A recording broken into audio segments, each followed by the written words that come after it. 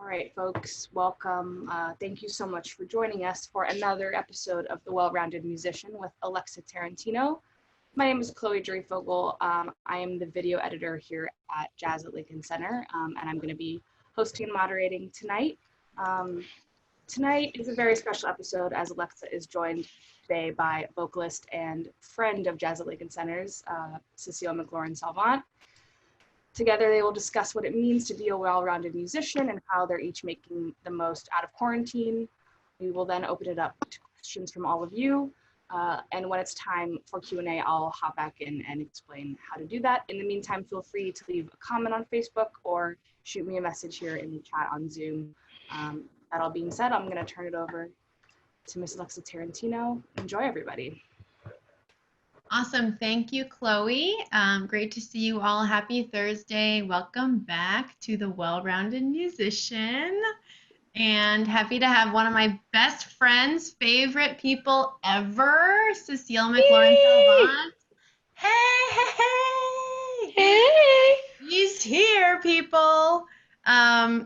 Yes, so it's going to be a party, and don't worry, we're just getting started. It's only 8:02. We've got plenty of time. So for anybody who has been with me through the long haul of the series, we're in I guess phase 2 of the Well-Rounded Musician. Not to throw a COVID pun in there, but okay. So we have awesome guests coming in, and it's just been so great to hear from Ulysses Owens Jr., Nick Finzer. Tonight we've got Cécile.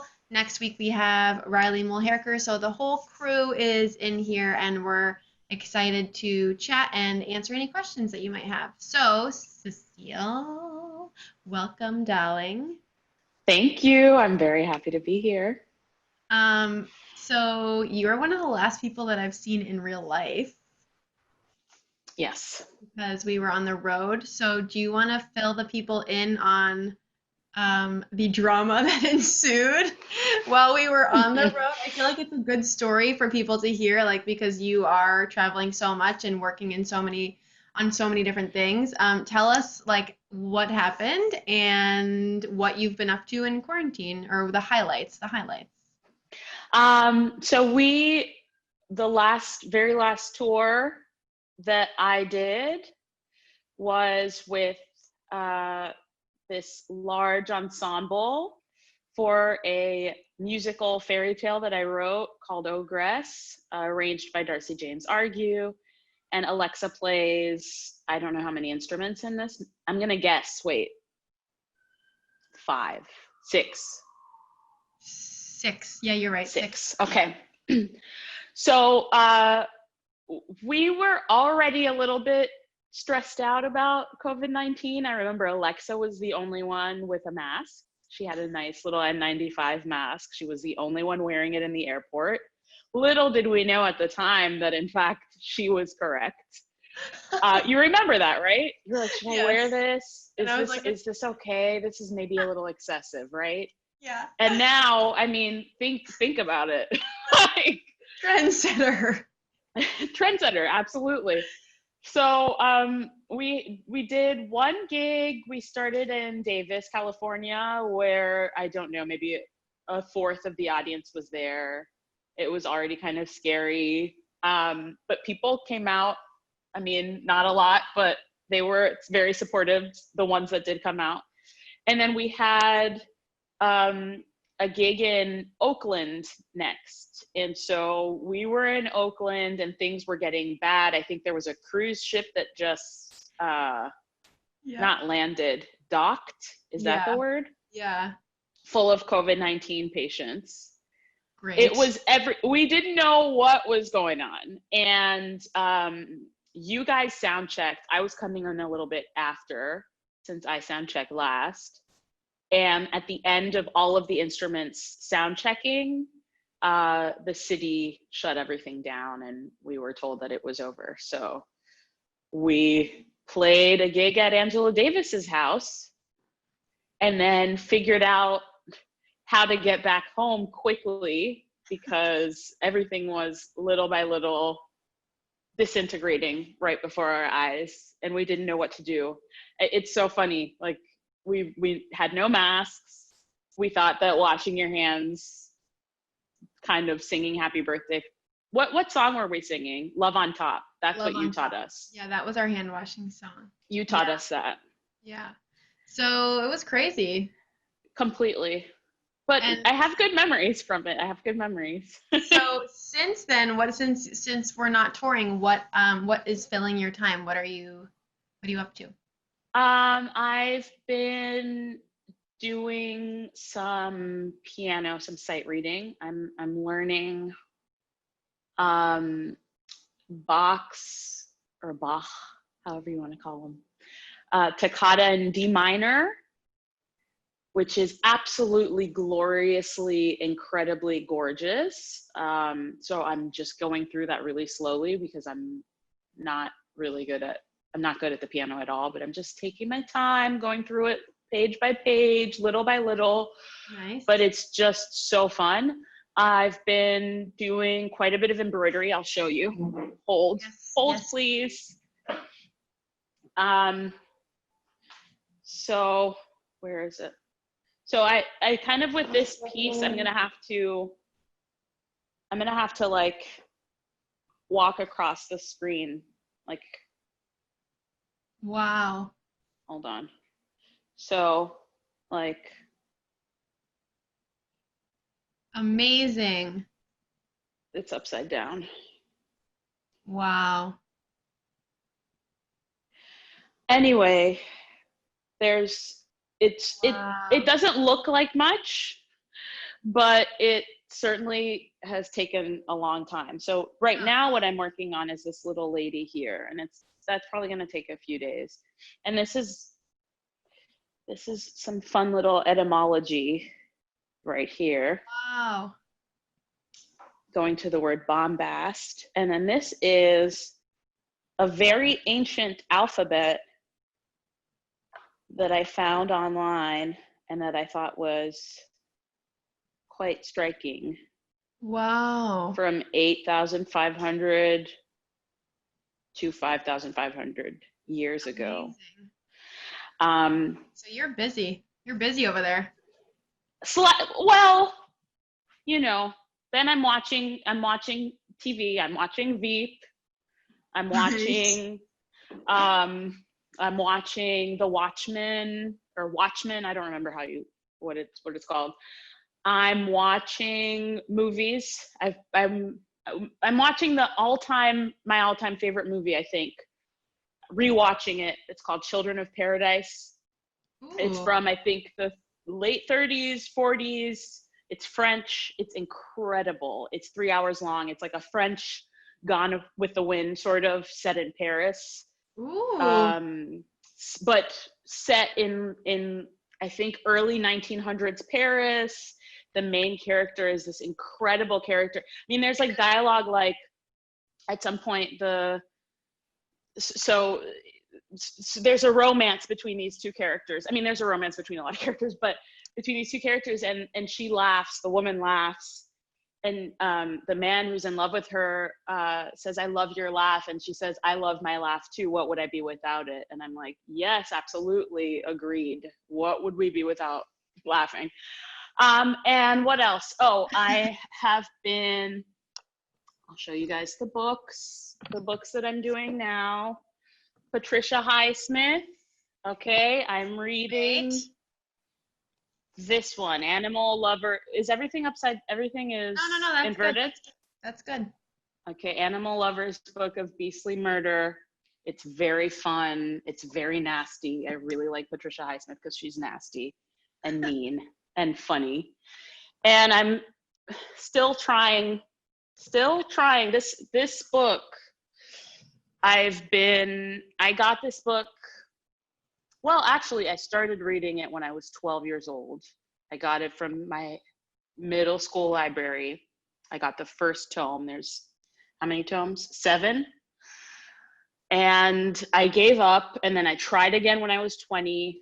I gave up sort of at page 700, and now I'm trying again. And I think I'm gonna just do 1 page a day. And it's gonna take 5 years. I counted. No problem. That's doable. 1 page. It's fine. I love it. I love it. That's awesome. So that's kind of what's going on. That's great. So, I mean, you just showed us such a wide variety of areas that you're interested in and that you pull from, I'm guessing, for inspiration, creativity, enjoyment, maybe. And I think so, enjoyment, number one.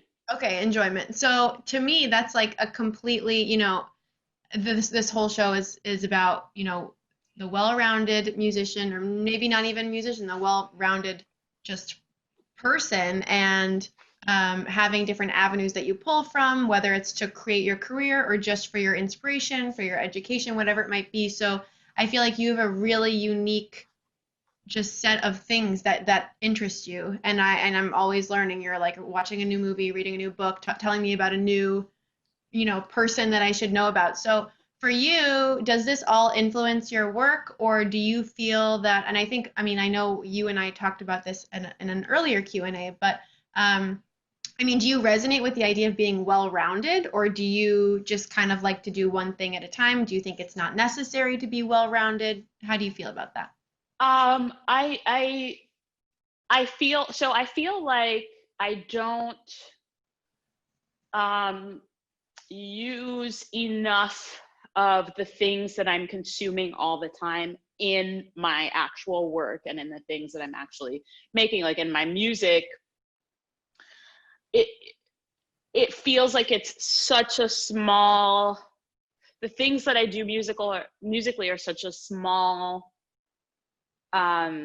slice of what it is that I'm interested in. And so now that I have time, I'm trying to find a way to just open that up a little bit more without it being ridiculous. But I feel like in the past, I really have struggled with finding a way to address all the things that I love and reflect that in my music. I think I do it more visually than I do it musically. But I will say, what will I say? What were you saying? What were you asking? just if you resonate with the idea of being well-rounded, or how all this stuff impacts you. So I feel like I am very round. I feel like sometimes it feels like I'm very scattered, and like I am unable to just stick with the task at hand. Mm-hmm. It's almost like this attraction to whatever is exotic. Mm-hmm. So if I know that I need to work on, I don't know, music, then I'll be like, oh, well, no, now I need to do a drawing. And then if somebody actually does ask me to do a drawing, then I'm like, oh, no, now I need to memorize a piano piece by Rameau. Oh, no, piano? No, now I need to take lute lessons. So I'm taking lute lessons when I can't even play the piano, and I should be just focusing on the piano. And actually, I should just be focusing on singing, which is the thing that I do, or that I quote unquote do. But I always find ways to distract myself. Like there's always something that excites me that's not the task at hand. So I have to sometimes just bring everybody back. Come on, like let's. Yeah. So even just now today, I was looking at, but actually, okay, I was reading up on this woman named Hildegard von Bingen, and she is one of the first composers that we know of. She's also a saint. She wrote about music, about medicine, about all kinds of mystical things. She had visions. She was head of an abbey, I think, she was this like incredible woman who did a bunch of stuff, and that made me feel a little bit like, okay, that's a possibility, although I could never begin to ever get to that. I mean, this was a genius woman. Incredible. And her choral works, anyone can go listen to them now. They're absolutely fantastic. It's just mind-blowing.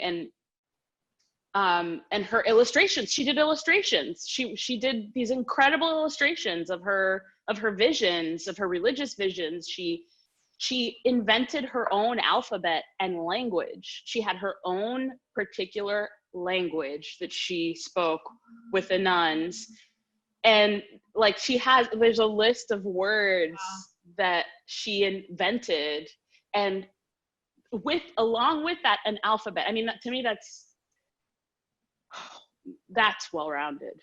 That's a well-rounded person. That's amazing. So I love it, and I'm gonna look all that up.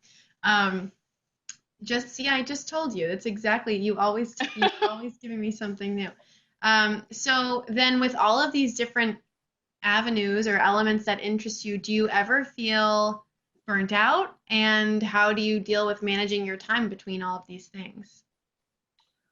I'm not very good at managing my time, I think, and I don't know if I feel burned out. I think I usually just end up feeling depressed, but I don't think it's from burnout. I think it's just it's just the anxiety monster creeps up every now and again and sort of puts the brakes on everything, and you just kind of have to acknowledge it or try to work through it. For sure. I think my only remedy to having this sort of scatterbrained, like jack of all trades, master of none thing is that I have a pretty strict routine, and I'm pretty intense with like the order in which I do things, and I try to stick to the same routine every day. And I've found that it's a crutch, but that's basically the only way that I've been able to find a way through this scattered energy. Right. Yeah, when you were telling me about that, I was like, I thought I had a crazy routine. Cecile's like, okay, 1 page of Bach. Okay, moving on to 1 page of this. Okay, now I have like 2 blueberries and then move on to this. It's amazing. But I really appreciate how honest you're being, because I feel like a lot of this program has been talking about maybe like more entrepreneurial things and all this stuff, and less about like, the anxiety monster or like, dealing with those moments. So I think that's really great for everybody to hear. So one thing that I just thought of, I know you probably get asked this a lot, and I'm sure some of our young people who are watching would love to know your answer. Was there ever a time where you weren't sure if you were gonna go into being a vocalist, or you weren't sure if you were gonna like quote unquote make it in the business and all of that stuff? 100%. Yes. I made a sort of temporary decision, I think when I was 20 or 21. I really didn't want to do this. I thought that this was not for me. I was scared. And I felt like the life of a musician required too much self-discipline, too much, oddly enough, alone time. Like I really liked the idea. I loved school, for instance. I loved going to a place every day that you're supposed to be at. I didn't like this sort of no net, like, you're a creative person, just do whatever. No one's going to be breathing down your back. I wanted someone breathing down my neck. Right. But when I was 21, I think I just decided to try. I think I said, I'll just give myself a couple of years, 3 years. And if it doesn't work out, I'm going back to school, and I'm going to just, I don't know, get a master, study English literature or something, and just like do something else that interests me, but that's not singing. And things started, like as soon as I made that decision, things started happening more and more. And I don't know if it's because I made the decision, or if it's because I was opening myself up a little bit more, or if it was just luck and timing. I think it's a little bit of all of those things. Right. But I certainly, and even when I was singing professionally, even then, even still now, sometimes I'm like, well, not now, because now nothing's happening, but there are always these moments of doubt and like, is this the right thing to do? Or didn't you also study law? I did. I did. Tell us about that. I studied French law. I got a bachelor's in French law. That's all I'll say about that. That's what we've got. That's all we have time for. Amazing. Very well-rounded. Okay. Very cool. So another kind of question that is geared towards emerging artists and young professionals. So what have you done during this quarantine, like to try to shift things? I know you started doing some virtual concerts right around the time that you and I both got home. We were texting each other about starting things up, and you've launched a Patreon, which Chloe can send the link to for anybody wanting to join for just $5 a month. Is that right? Yes. So talk to us about like what shifts you've had to make kind of to this virtual world for your art. I think it's funny because I think we did a concert like at the same exact time, or you did one the day before or something like that. Yeah. And it was just when everything started shutting down, right? And it was almost this desperate, like, we're still here. Yeah, we're still here. We got this. And it had a very different feeling to it, that first concert. I don't know how you feel about it, Alexa, but yeah. And I feel like I see what you're doing, and I'm in awe and in admiration of just how you've sort of shifted into this world that we're in and have figured out such an incredible way to do so many things virtually. I think it's amazing, incredible. Thank you. But we're talking about you. Oh. So not me. So what is it like? I mean, how are you going with So I'll say, well, for me, I think there are several things. There's this desire, and it's almost maybe a desperate need to feel that connection with the audience that you feel it's a connection that's strained, and it's a connection that's distant, and it's a connection that feels really fraught. And it's like, how do I stay with them? How do I show that I'm still here, and that, and share whatever I can share in whatever way I can share it. But I feel that, so with that desperation comes also a feeling of oversaturation. Like there's too much going on all the time. It's too, it's just everyone's feed is just constantly that. And so how do you balance those two things, and how do you also just take some time? And so I guess my only solution has been really thinking about the amount of times that I do a concert and not doing it too much. That's also maybe laziness. No.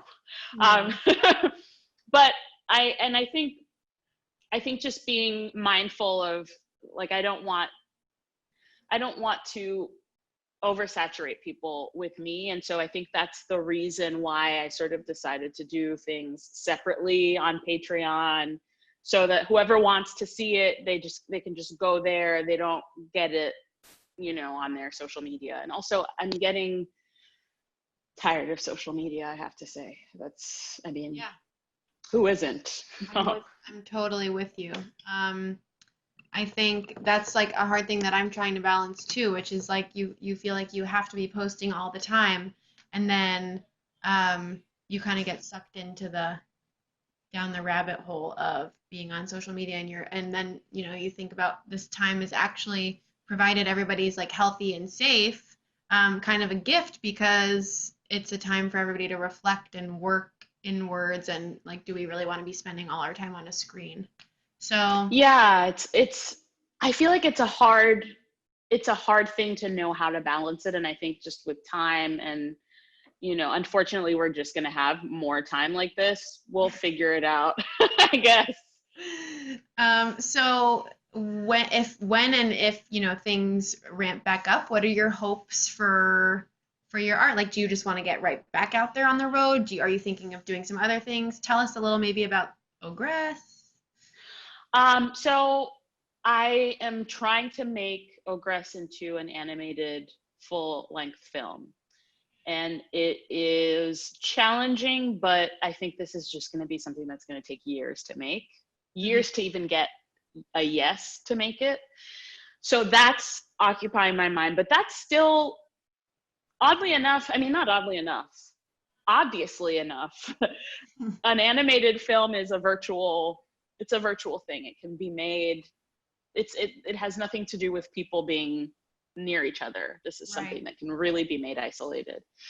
But I think right now what I'm thinking about in terms of like when we come back is doing more community outreach, doing more stuff with like younger people and sort of imposing music on younger people.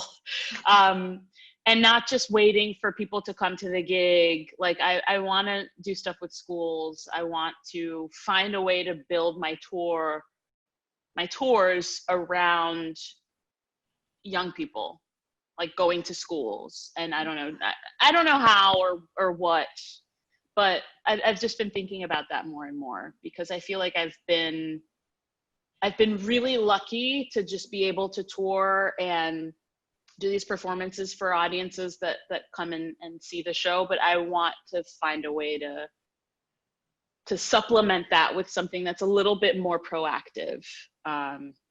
So that's sort of what I'm thinking about. Nice. Very nice. So this month actually one more thing I thought of that I don't think I know the answer to this one. So you, as you're talking about, the various touring that you've done, you have, Cecile with trio, and then we've got the new quintet that you're working with, and then there's Ogress, and I don't know if there are any other like variations of ensemble that you're with, but how does your mindset shift? Does your mindset shift between a smaller ensemble to a larger ensemble?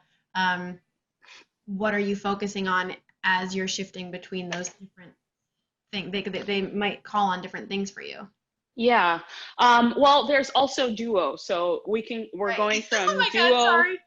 Sorry, Sue. Whoops. So we're going from. Dude, don't tell him I missed that. I won't.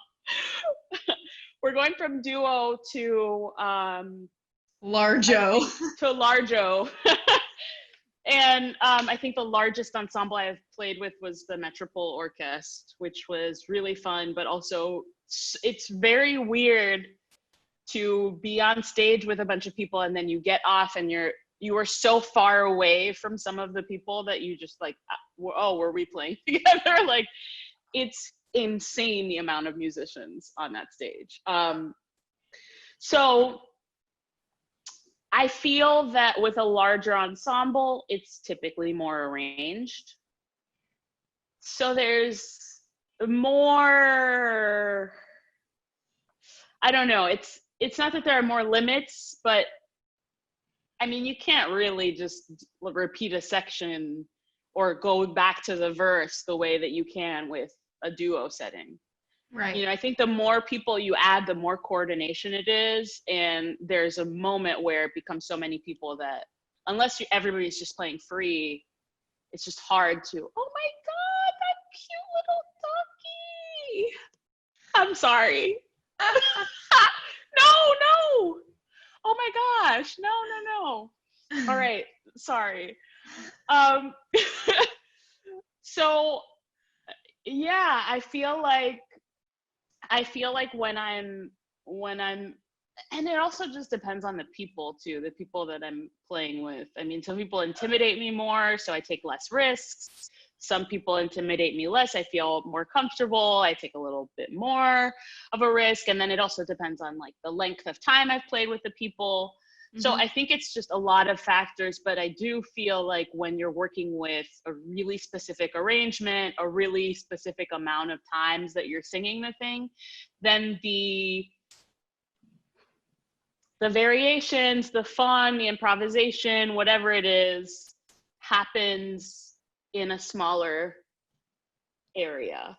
Yeah, totally. But it's great. I love that. And I think, we were talking about this earlier. I'm really trying to develop my ear and develop my like like be able to hear things on a much higher level and than anything, you know, I'm pretty basic. So I'm really trying to hear more. And I feel like when you can really hear and you're playing with a bunch of people, that's probably, it's probably incredible. It's probably incredible. It's probably distracting maybe too. You're just like so much sound, but I don't know if that makes any sense, but it does. No, that's great. That's awesome. So this month at Jazz Lincoln Center, all of the programming and energy and inspiration is all centered around the word freedom. And so obviously that word can take many forms. And I know you showed me, I think the last time I spoke to you, you were reading, was it an Angela Davis book that you were reading? So I know, yeah. So I mean, you don't have to necessarily reference that, but what comes up for you when you think of freedom? How do you, interpret that into your art? Just how do you interpret that? Well, I'm glad that you mentioned that Angela Davis book, because I feel like the word freedom is so huge that I would probably get lost in it and be afraid. Yeah. But I will specifically talk about that book. What I learned, so the book is called Blues Legacies and Black Feminism. And the thing that interested me in that book is, well, there were many things, but one of the things that interested me is how she talks about the blues as this statement of freed slaves, freed people who had just been freed, and how they were suddenly free to travel, free to educate themselves, and free to have sex with whoever they wanted to have sex with. And now that sounds strange, but you have to keep in mind that slaves were bred.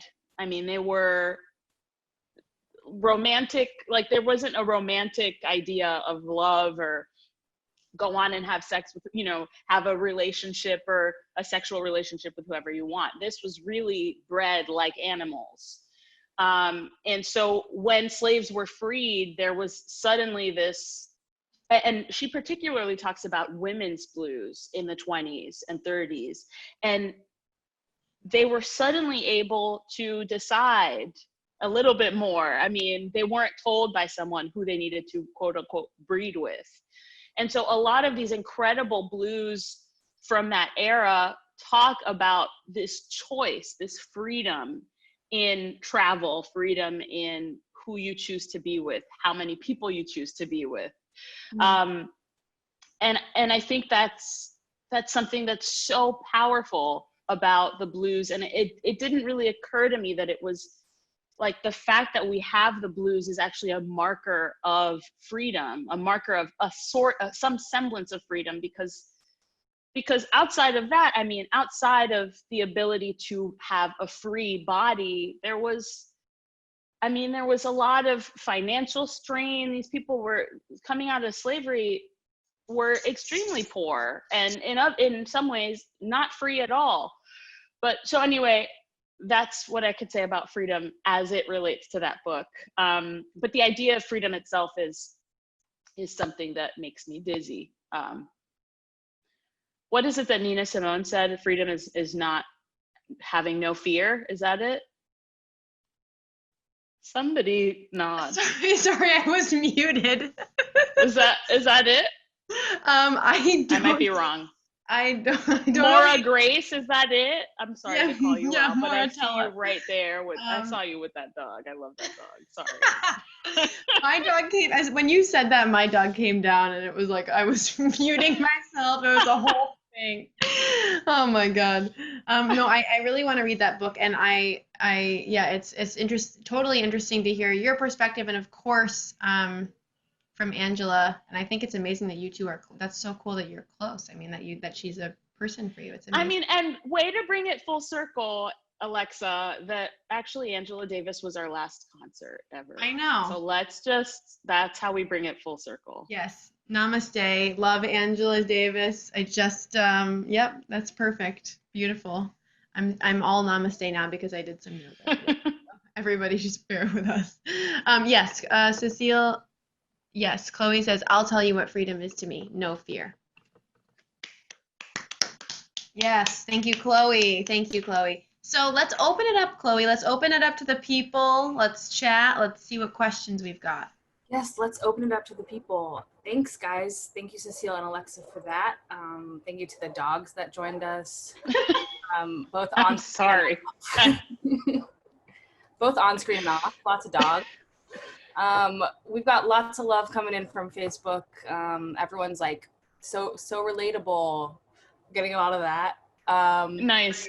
So guys, if you have questions for Alexa or Cecile, please feel free to shoot your questions to me here in Zoom. Either raise your hand so we can call on you, press that participants tab at the bottom of your screen and press the raise hand button so I can call on you. If you're feeling shy, feel free to just shoot me a private question and I will relay it. If you are on Facebook, same thing, we're monitoring Facebook for questions. We want to try to get to as many people as possible. So let's get started. So our first question comes from Frederic. Hi, Frederic. Hi. Yes, this question is for Cecile. How and where and how do you develop your ideas of when you want to make sing a tune? How you develop your ideas for the arrangements? How have you been listening to it? And where do you get your ideas? How do you go about it to make your own arrangement of whatever song you decide to play, to sing? Well, thank you for that question. So I would say that a huge part of it is first me spending a long time picking songs. It takes me a really long time to find a song that I like because I always want a song that surprises me and that takes a left turn.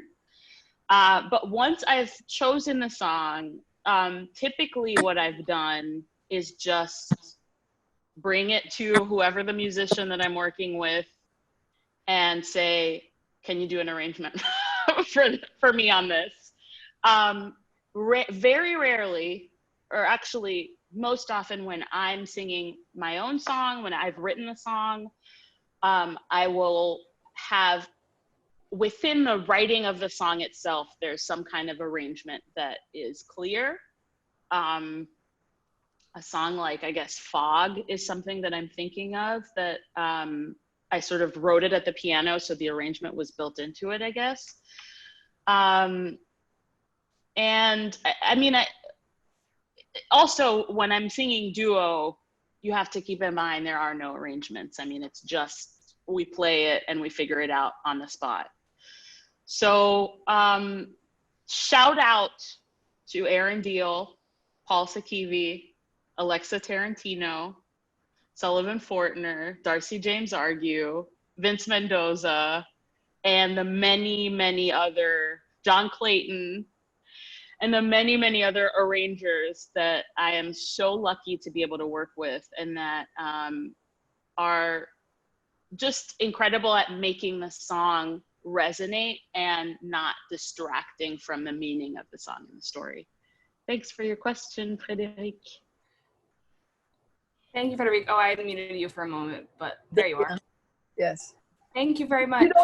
When you have listened to some song that say, hey, I would like to do it, don't you have ideas of, how you're going to go about it as far as feel, as far as tempo? I mean, you don't give everything to your beautiful arranger that you have. You already have some ideas of your own, don't you? I have some ideas. I certainly have some ideas, but I have to give credit to the arrangers for sure. But I mean, there are some ideas, but Alexa, you can talk to this. You've arranged a couple songs for me. How was that process, would you say? Yeah, it was good. I remember being kind of nervous because I wasn't sure. I wasn't quite sure because I'm used to arranging. I don't arrange for voice often, but I also I don't really I don't think of you as like the vocalist. I just think of it as all of us together. Yeah. So yeah, I think I actually learned once we did that run together. I think I figured out sort of the vibe of that group and maybe exactly what you're saying about letting the song resonate for itself and maybe not adding too much. I think it's really easy to make something more complicated than it needs to be. So with this particular ensemble that Cecile's referencing, which is percussion, piano, banjo, flute, and Cecile, just that instrumentation alone is so unique that I think the arrangements were able to be a little bit more minimal and to let all that stuff shine. So I don't know, the ideas for me and for that band came from the instrumentation being so unique. Yeah. Yeah. I mean, that instrumentation is weird. Thank you, Frederique. Thank you, Frederique. All right, let's grab a new question. This question is from Jeanette. Jeanette asks, how do you approach your musical performances in regards to what you are trying to say? Is there an overarching theme in what you want to communicate, or is it something else?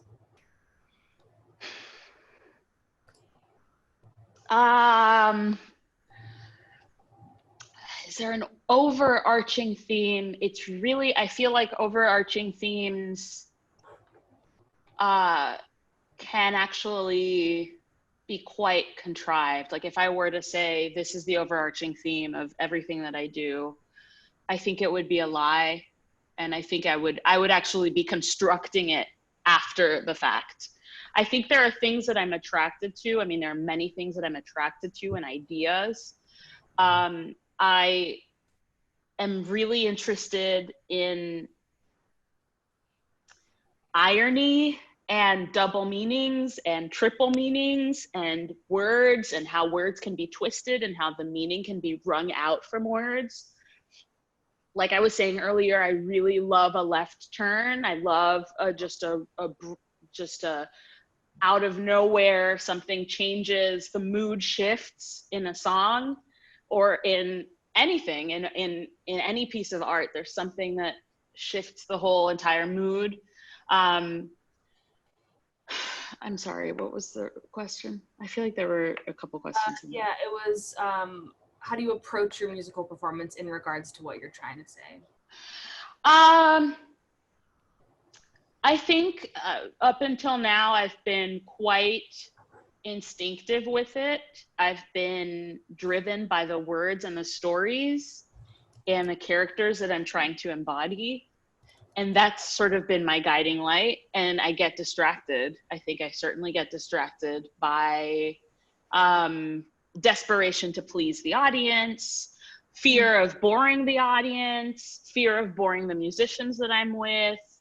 Whoa, what happened? I don't know where I am. Music, like I get distracted and then I try to center it all back together. So that's one part of it. And the other part of it is certainly the dialogue between all of us as a band on the stage. I mean, it feels weird to talk about this now because I'm so starved for it now. It hasn't happened in so long. So it's almost this alien thing. Like I feel like the next time I play with a band, it's going to be so strange to be dialoguing. That's not a word, is it? Anyway, to be in dialogue with other people's musical ideas. That's going to be weird. But so the question was, how do I approach it? Yeah. And then I went off. You see that? I'm scatterbrained. No, I think you answered it. That's okay. Great. No, you did it. You did. Okay. Thank you, Jeanette.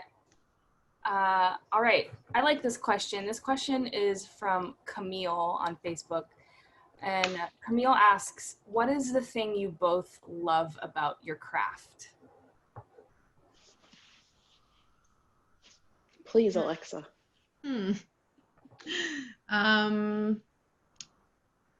I think it should be easier for me to pick something, but I'm thinking. Alexa actually hates it so much. Every day she tells me. I was gonna say like this. Like I love that. I love the people. Like I love the people part of it. And I love the moments that you share with people, and even It doesn't even have to be playing music. It could be like running through the airport to get to the gate on time. Yeah. Like, it's just like, I feel like no other profession or job like can give you such an amazing an amazing just like collaboration with people, even when you're on the bus or on the plane or in the rehearsal room, like it's just that like connection is just always there. It's always on everybody's minds, like even if you're not talking about music, you're feeling it and you're breathing it. So I think I just love how it's like, hopefully for the people that you're working with, it's just like 110% a part of the being. I guess it just like consumes us in a positive way. I love that. Thanks. I would say I want to steal Alexa's answer, but I'll try to come up with. So the question was, what is our favorite part of the craft? Yes.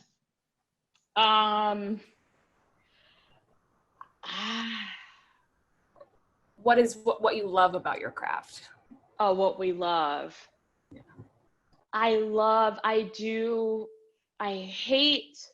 I hate being seen and watched. I'm very shy. I don't like making public announcements, but I love that there is this space where I can just be this entirely different version of myself that's bolder and that's feeling all these different kind of emotions. I think that's more of the theatrical aspect of it, but that's, to me, I mean, I think I'm a frustrated actress or non-actress. I am frustrated because I am not an actress.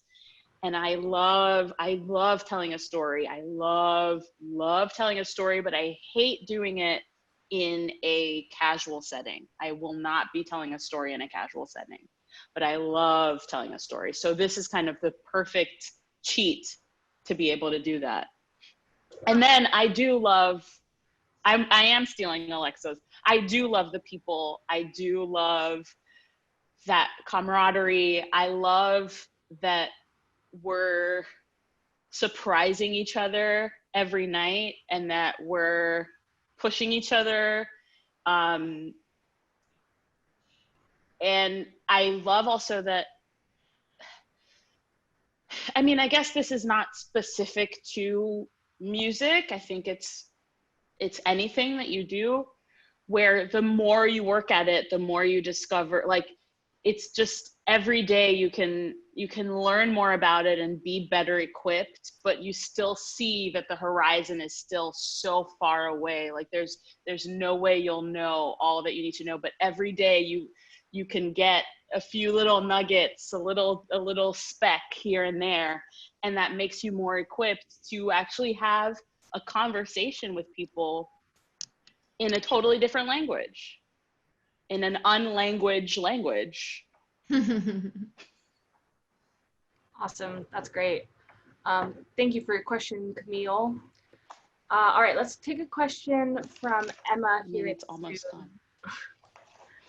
Emma Hedrick. Hey, Emma.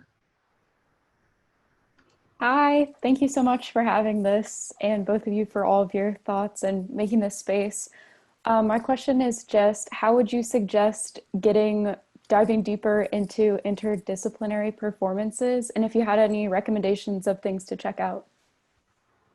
Ooh, that's a great question. Thanks, Emma. I vote Cecile first on that one. And now, of course, I'm drawing a blank. Wait, the question was, how do you get into more interdisciplinary performance? Yes.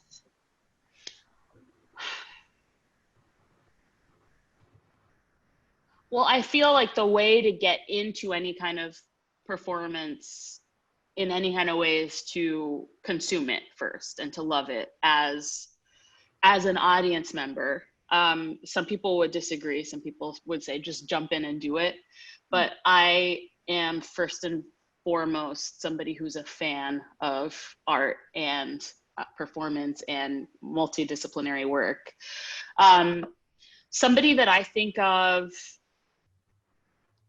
initially that is Well, first of all, something like film, something as simple as film, like the great films are great examples of interdisciplinary work, right? The great operas as well. But I would love to recommend, and you may not like it, but the only reason you may not like it is because it is so specific. And I feel like things that are, I mean, it's beautiful and I'm obsessed with her. Her name is Kate Soper, and she did a work. I'll just call it a work because it's more than music. It's more than, it's incredible. It's called Ipsa Dixit, and I hope that I'm getting it right. Let me just double check.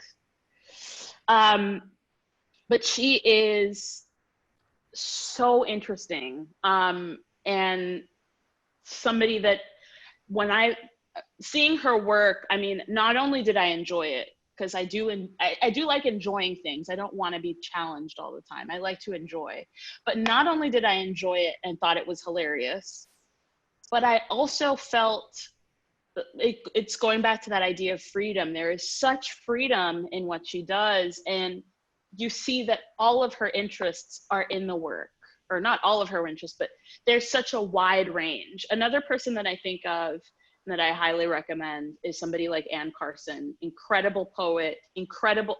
But see, when I say poet, it's too small a word for what she does. She's an artist, and she has these amazing lectures on YouTube where I mean, I don't even know how to describe it, but to me, that is a classic example. And then finally, somebody that I would love to talk about is Anne Teresa de Keersmaker, who is this brilliant choreographer.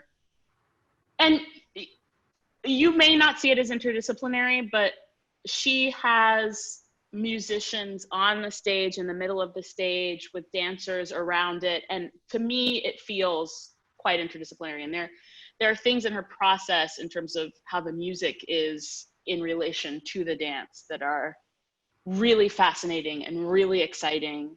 But there are so many examples. I mean, there's so many examples in everything that we already consume, that we already love, that are examples of great interdisciplinary work. If you think about a dance performance, or like I was saying, a film. So I think those are some jumping off points I would suggest. Awesome. Thank you, Emma. Thanks, Emma. All right. There's some great questions. I want to try to get to as many as we can. I know we're running a little short on time, but this is a great question from Naomi, and I think maybe is good to talk about just in general. She asks, for someone who is struggling with mental health, touring is something that I worry about as I think about pursuing a career in music. Are there specific routines you took on tour to maintain that balance with mental health? Wow.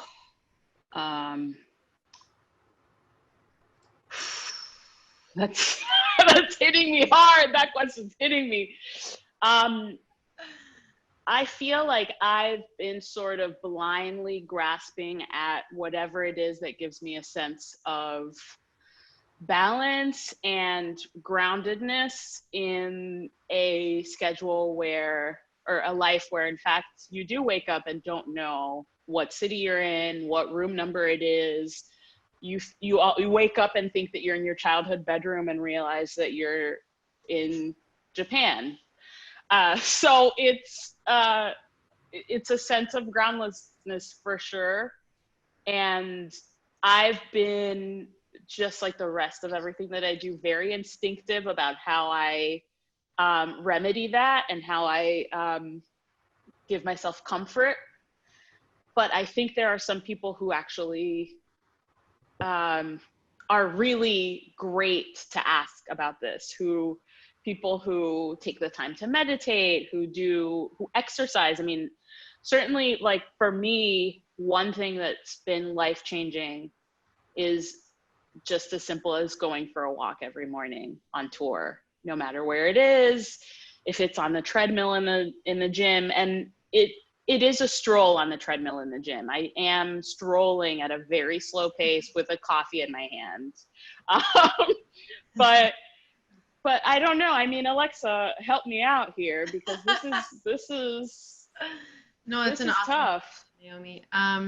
Yeah, I think this is I think about this all the time, because I feel like I can see myself going either way. I'm like, I love the traveling and all of that. And then now that we're here, I'm like, wow, this is really nice to know where I am every day and not have to rush to the airport. And so I think it can be really hard, because there's this stereotype of like being kind of reckless or unhealthy on the road. But I think that that's really rare now, I think, and at least like the people that we hang out with, like I think of the people that we travel with, and some are just very physically fit, and they have to get in like 1 or 2 hours in the gym, like before they even touch their instruments or something like that. Or some people who are, I try to be kind of strict with my diet if I can. Like if I'm not flying, but I'm driving or training or whatever to places, like I mean, I used to pack like all my granola bars, my protein, my smoothie protein powder, like all this stuff. So I like have had times where I'm really into that. I try to like have, meditation apps and all that stuff. It's just, but I think all that stuff only actually works if you realize how much better you feel. If you can recognize like how actually you don't feel well when you don't have them. Because I think maybe sometimes when we've traveled together, I treat it like a party, and I'm like, okay, let's go out, like let's go do this, let's go do this and this and this, and then you're exhausted by the time you get to the sound check. So you kind of have to really protect your like sacred creativity to be ready to be creative. And that means also, I think, jumping off on what you're saying, being strategic with the hang and what that is and how late that goes and when you decide to do it, and also being able to say, no, I'm going to go to sleep. And I find for me that if you have one person on the road with you, just one person that you can talk to and be open with and complain to and vent, I do think that helps. I think it helps. So maybe be strategic also about like who it is you're touring with. Yeah. I don't know if we're the best for this question, because I know. Cecile like really pull like all-nighters, but that's like seems to be our trend. Anyways. No, I only pull all-nighters. I have literally, the last time I pulled an all-nighter was with you, Alexa. And other than that, I am like, goodbye, guys. I'm going to sleep. Have fun. I know. I don't know what our problem is. Anyway, what are we looking at, Chloe? Anyway, well, Naomi says thank you, that it was answered beautifully, and she appreciates it. Thank you, Naomi, for asking. We are at about 9, so I just want to give us a couple minutes to say goodbye. I want to thank you all for joining us tonight. It really means a lot to us here at Jazz at Lincoln Center to see all of your faces. And I want to thank Alexa and I want to thank Cecile for their insights. It really means a lot to have everybody here, even not in this online space. I want to turn it over to these ladies to say goodbye, but before I do, I just want to say that we have some exciting stuff coming up in the next couple of weeks here at Jazz at Lincoln Center. We're offering our first ever free summer jazz academy that starts on Monday, July 20th, and runs through August 1st. This is open to jazz fans of all skill levels, ages 12 and up. It's a free program that offers a unique learning experience as world-class musicians share their insights throughout this 2-week program. You can learn more at jazz.org/SJA. That's jazz.org/SJA. Please check it out, guys. It's going to be a really fun couple of weeks. And you don't have to play an instrument or anything to be a part of it. You can just come as a fan. With that all being said, if you have the means, everyone, we at Jazz Lincoln Center are a nonprofit, and this is a difficult time for all of us as artists and as as our company is struggling during all this time. So if you have the means and would like to make a contribution to either Jazz at Lincoln Center, you can do so at jazz.org/donate, or to Alexa or Cecile. I'm putting their info in the comments here in Zoom and on Facebook. We will do that now, and I will turn it over to Alexa to say goodbye. Thank you again, and we'll see you next time. Thanks so much, Chloe. All right, thank you all for joining us for another awesome episode of The Well-Rounded Musician. Next week, we have Riley Mulherker, who's also a familiar Jazz at Lincoln Center friend, trumpet player, educator, entrepreneur. He's all over the place. So please tune in next week at our consistently new time, 8 p.m. Eastern. Cecile, you're so awesome. Thanks for hanging out with us. You are. Goodbye. And don't forget to check out her Patreon in the chat. Yes. Awesome, guys. Cecile crew. All right, everybody. Stay healthy and stay safe. Mwah. Bye, Cecile. Bye, Chloe. Thanks. Bye, everyone. Thanks, Chloe. See you next time.